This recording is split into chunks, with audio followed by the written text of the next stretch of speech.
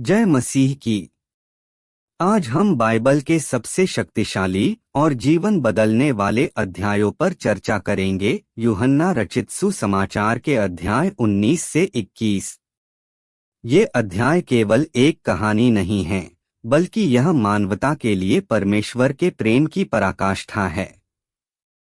यहाँ हम देखेंगे कि कैसे यीशु ने हमारे लिए दुख सहा, मृत्यु पर विजय पाई और अपने चेलों को एक नया मिशन दिया। इस पर पिलातुस ने यीशु को कोड़े लगवाए। सिपाहियों ने कांटों का मुकुट गूंथकर उसके सिर पर रखा और उसे बैंजनी वस्त्र पहनाया और उसके पास आकर कहने लगे, हे यहूदियों के राजा, प्रणाम, और उसे थप्पड़ भी मारे। तब पिलातुस ने फिर बाहर निकलकर लोगों से कहा, देखो, मैं उसे तुम्हारे पास फिर बाहर लाता हूँ ताकि तुम जानो कि मैं उसमें कुछ भी दोष नहीं पाता। तब यीशु कांटों का मुकुट और बैंजनी वस्त्र पहने हुए बाहर निकला और पिलातुस ने उनसे कहा, देखो, यह पुरुष। जब प्रधान याजकों और प्यादों ने उसे देखा तो चिल्लाकर कहा, उसे क्रूस पर चढ़ा। क्रूस पर। पिलातुस ने उनसे कहा, तुम ही उसे लेकर क्रूस पर चढ़ाओ, क्योंकि मैं उसमें कोई दोष नहीं पाता। यहूदियों ने उसको उत्तर दिया, हमारी भी व्यवस्था है और उस व्यवस्था के अनुसार वह मारे जाने के योग्य है, क्योंकि उसने अपने आप को परमेश्वर का पुत्र बनाया। जब पिलातुस ने यह बात सुनी तो और भी डर गया और फिर किले के भीतर गया और यीशु से कहा, तू कहाँ का है? परंतु यीशु ने उसे कुछ भी उत्तर न दिया। इस पर पिलातुस ने उससे कहा, मुझसे क्यों नहीं बोलता? क्या तू नहीं जानता कि तुझे छोड़ देने का अधिकार मुझे है और तुझे क्रूस पर चढ़ाने का भी मुझे अधिकार है?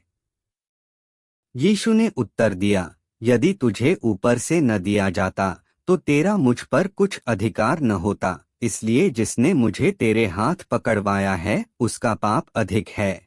इस पर पिलातुस ने उसे छोड़ देना चाहा, परंतु यहूदियों ने चिल्ला कर कहा, यदि तू इसको छोड़ देगा तो तेरी भक्ति कैसर की ओर नहीं। जो कोई अपने आप को राजा बनाता है वह कैसर का सामना करता है। ये बातें सुनकर पिलातुस यीशु को बाहर लाया और उस जगह एक चबूतरा था जो इब्रानी में गब्बता कहलाता है, और वहां न्याय आसन पर बैठा। यह फसह की तैयारी का दिन था और छठे घंटे के लगभग था। तब उसने यहूदियों से कहा, देखो तुम्हारा राजा। परंतु वे चिल्लाए, ले जा, ले जा, उसे क्रूस पर चढ़ा। पिलातुस ने उनसे कहा, क्या मैं तुम्हारे राजा को क्रूस पर चढ़ाऊं? प्रधान याजकों ने उत्तर दिया, कैसर को छोड़ हमारा और कोई राजा नहीं। तब उसने उसे उनके हाथ सौंप दिया ताकि वह क्रूस पर चढ़ाया जाए। तब वे यीशु को ले गए और वह अपना क्रूस उठाए हुए उस स्थान तक बाहर गया जो खोपड़ी का स्थान कहलाता है और इब्रानी में गुलगुता। वहां उन्होंने उसे और उसके साथ और दो मनुष्यों को क्रूस पर चढ़ाया, एक को इधर और एक को उधर, और बीच में यीशु को। पिलातुस ने एक दोष पत्र लिखकर क्रूस पर लगा दिया और उसमें यह लिखा हुआ था, यीशु नासरी, यहूदियों का राजा। यह दोष पत्र बहुत से यहूदियों ने पढ़ा, क्योंकि वह स्थान जहां यीशु क्रूस पर चढ़ाया गया था नगर के पास था और पत्र इब्रानी और लतीनी और यूनानी में लिखा हुआ था। तब यहूदियों के प्रधान याजकों ने पिलातुस से कहा, यहूदियों का राजा मत लिख, परंतु यह कि उसने कहा, मैं यहूदियों का राजा हूँ। पिलातुस ने उत्तर दिया, मैंने जो लिख दिया वह लिख दिया।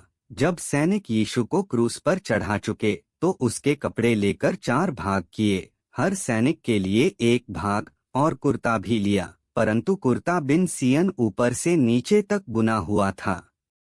इसलिए उन्होंने आपस में कहा, हम इसको न फाड़े, परंतु इस पर चिट्ठी डालें कि यह किसका होगा। यह इसलिए हुआ कि पवित्र शास्त्र में जो कहा गया वह पूरा हो, उन्होंने मेरे कपड़े आपस में बांट लिए और मेरे वस्त्र पर चिट्ठी डाली। सैनिकों ने ऐसा ही किया। यीशु के क्रूस के पास उसकी माता और उसकी माता की बहन क्लोपास की पत्नी मरियम और मरियम मगदलीनी खड़ी थीं। जब यीशु ने अपनी माता और उस चेले को जिससे वह प्रेम रखता था पास खड़े देखा तो अपनी माता से कहा, हे नारी, देख, यह तेरा पुत्र है। तब उसने चेले से कहा, यह तेरी माता है। और उसी समय से वह चेला उसे अपने घर ले गया। इसके बाद यीशु ने यह जानकर कि अब सब कुछ पूरा हो चुका, इसलिए कि पवित्र शास्त्र में जो कहा गया वह पूरा हो, कहा, मैं प्यासा हूँ। वहाँ सिरके से भरा हुआ एक बर्तन रखा था। उन्होंने सिरके में भिगोए हुए स्पंज को जूफे पर रखकर उसके मुंह से लगाया। जब यीशु ने वह सिरका लिया तो कहा, पूरा हुआ, और सिर झुकाकर प्राण त्याग दिए। इसलिए कि वह तैयारी का दिन था, यहूदियों ने पिलातुस से विनती की कि उनकी टांगें तोड़ दी जाएं और वे उतारे जाएं, ताकि सब्त के दिन वे क्रूसों पर न रहें, क्योंकि वह सब्त का दिन बड़ा दिन था। सैनिकों ने आकर उन मनुष्यों में से पहले की टांगें तोड़ी, तब दूसरे की भी, जो उसके साथ क्रूसों पर चढ़ाए गए थे। परंतु जब यीशु के पास आकर देखा कि वह मर चुका है, तो उसकी टांगें न तोड़ी। परंतु सैनिकों में से एक ने बर्छे से उसका पंजर बेधा, और उसमें से तुरंत लहू और पानी निकला। जिसने यह देखा उसने गवाही दी है, और उसकी गवाही सच्ची है, और वह जानता है कि वह सच कहता है कि तुम भी विश्वास करो। ये बातें इसलिए हुई कि पवित्र शास्त्र में जो कहा गया वह पूरा हो, उसकी कोई हड्डी तोड़ी न जाएगी। फिर एक और स्थान पर यह लिखा है, जिसे उन्होंने बेधा है उस पर वे दृष्टि करेंगे। इन बातों के बाद अरिमतिया के यूसुफ ने, जो यीशु का चेला था परंतु यहूदियों के डर से इस बात को छिपाए रखता था, पिलातुस से विनती की कि क्या वह यीशु का शव ले जा सकता है। पिलातुस ने उसकी विनती सुनी और वह आकर उसका शव ले गया। निकोदेमुस भी, जो पहले यीशु के पास रात को गया था, 50 सेर के लगभग मिला हुआ गंधरस और एलवा ले आया। तब उन्होंने यीशु का शव लिया और यहूदियों के गाड़ने की रीति के अनुसार उसे सुगंध द्रव्य के साथ कफन में लपेटा। उस स्थान पर जहां यीशु क्रूस पर चढ़ाया गया था, एक बारी थी, और उस बारी में एक नई कब्र थी जिसमें कभी कोई न रखा गया था। इसलिए यहूदियों की तैयारी के दिन के कारण उन्होंने यीशु को उसी में रखा, क्योंकि वह कब्र निकट थी। सप्ताह के पहले दिन मरियम मगदलीनी भोर को अंधेरा रहते ही कब्र पर आई और पत्थर को कब्र से हटा हुआ देखा। तब वह दौड़ी और शमौन पतरस और उस दूसरे चेले के पास जिससे यीशु प्रेम रखता था, आकर कहा, वे प्रभु को कब्र में से निकाल ले गए हैं, और हम नहीं जानती कि उसे कहाँ रख दिया है। तब पतरस और वह दूसरा चेला निकलकर कब्र की ओर चले। वे दोनों साथ साथ दौड़ रहे थे, परंतु दूसरा चेला पतरस से आगे बढ़कर कब्र पर पहले पहुंचा, और झुककर कपड़े पड़े देखे तो भी वह भीतर न गया। तब शमौन पतरस उसके पीछे पीछे पहुंचा और कब्र के भीतर गया और कपड़े पड़े देखे, और वह अंगोछा जो उसके सिर से बंधा हुआ था कपड़ों के साथ पड़ा हुआ नहीं, परंतु अलग एक जगह लपेट कर रखा हुआ देखा। तब दूसरा चेला भी, जो कब्र पर पहले पहुंचा था, भीतर गया और देखकर विश्वास किया। वे तो अब तक पवित्र शास्त्र की वह बात न समझे थे कि उसे मरे हुओं में से जी उठना होगा। परंतु मरियम रोती हुई कब्र के पास ही बाहर खड़ी रही और रोते रोते कब्र की ओर झुककर 2 स्वर्गदूतों को उज्ज्वल कपड़े पहने हुए, एक को सिरहाने और दूसरे को पैताने बैठे देखा, जहां यीशु का शव रखा गया था। उन्होंने उससे कहा, हे नारी, तू क्यों रोती है? उसने उनसे कहा, वे मेरे प्रभु को उठा ले गए और मैं नहीं जानती कि उसे कहाँ रखा है। यह कहकर वह पीछे मुड़ी और यीशु को खड़े देखा, पर न पहचाना कि यह यीशु है। यीशु ने उससे कहा, हे नारी, तू क्यों रोती है? किसको ढूंढती है? उसने माली समझकर उससे कहा, हे महाराज, यदि तूने उसे उठा लिया है तो मुझे बता कि उसे कहाँ रखा है और मैं उसे ले जाऊंगी। यीशु ने उससे कहा, मरियम। उसने पीछे मुड़कर उससे इब्रानी में कहा, रब्बी अर्थात हे गुरु। यीशु ने उससे कहा, मुझे मत छू, क्योंकि मैं अब तक पिता के पास ऊपर नहीं गया, परंतु मेरे भाइयों के पास जाकर उनसे कह दे कि मैं अपने पिता और तुम्हारे पिता और अपने परमेश्वर और तुम्हारे परमेश्वर के पास ऊपर जाता हूँ।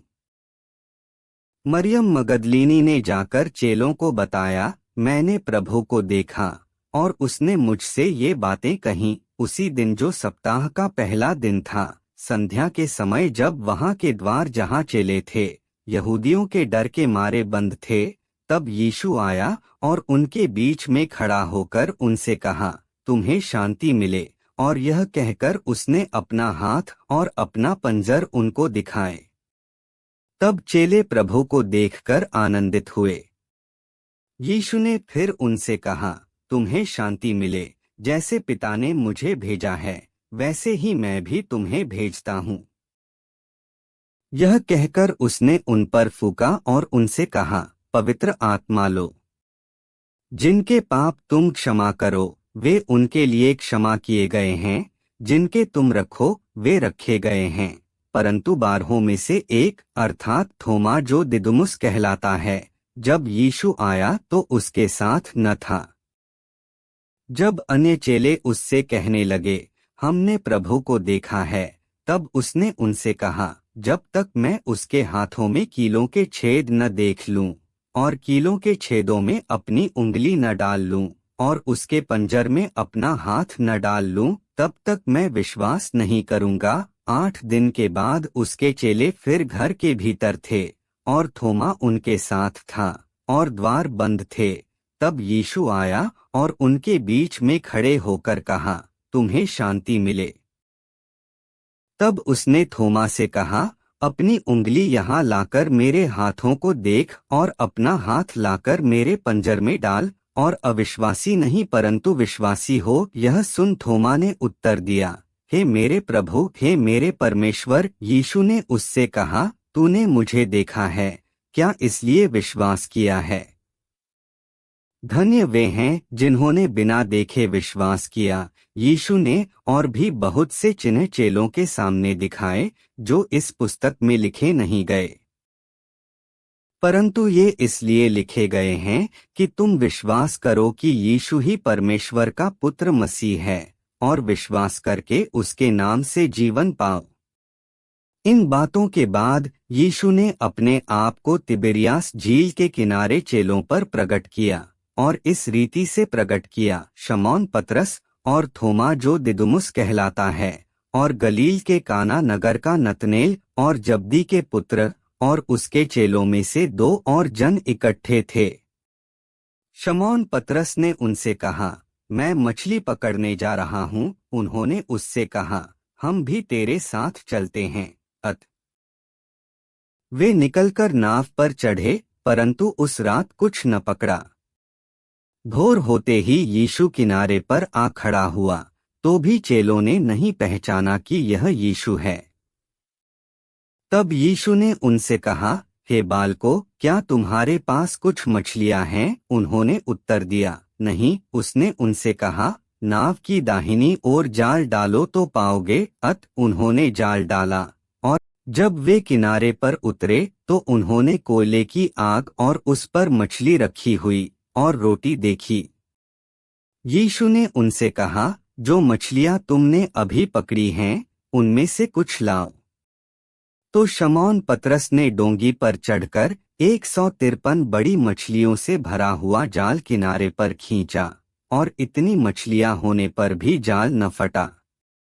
यीशु ने उनसे कहा, आओ भोजन करो। चेलों में से किसी को साहस न हुआ कि उससे पूछे, तू कौन है, क्योंकि वे जानते थे कि यह प्रभु ही है। यीशु आया और रोटी लेकर उन्हें दी और वैसे ही मछली भी। यह तीसरी बार है कि यीशु मरे हुओं में से जी उठने के बाद चेलों को दिखाई दिया। भोजन करने के बाद यीशु ने शमौन पतरस से कहा, हे शमौन यूहन्ना के पुत्र, क्या तू इनसे बढ़कर मुझसे प्रेम रखता है? उसने उससे कहा, हाँ प्रभु, तू तो जानता है कि मैं तुझसे प्रीति रखता हूँ। उसने उससे कहा, मेरे मेमनों को चरा। उसने फिर दूसरी बार उससे कहा, हे शमौन यूहन्ना के पुत्र, क्या तू मुझसे प्रेम रखता है? उसने उससे कहा, हाँ प्रभु, तू जानता है कि मैं तुझसे प्रीति रखता हूँ। उसने उससे कहा, मेरी भेड़ों की रखवाली कर। उसने तीसरी बार उससे कहा, हे शमौन यूहन्ना के पुत्र, क्या तू मुझसे प्रीति रखता है? पतरस उदास हुआ कि उसने उससे तीसरी बार ऐसा कहा, क्या तू मुझसे प्रीति रखता है? और उससे कहा, हे प्रभु, तू तो सब कुछ जानता है, तू यह जानता है कि मैं तुझसे प्रीति रखता हूँ। यीशु ने उससे कहा, मेरी भेड़ों को चरा। मैं तुझसे सच सच कहता हूँ, जब तू जवान था तो अपनी कमर बांधकर जहाँ चाहता था वहाँ फिरता था, परंतु जब तू बूढ़ा होगा तो अपने हाथ फैलाएगा और दूसरा तेरी कमर बांधकर जहाँ तू न चाहेगा वहाँ तुझे ले जाएगा। उसने इन बातों से संकेत दिया कि पतरस कैसी मृत्यु से परमेश्वर की महिमा करेगा।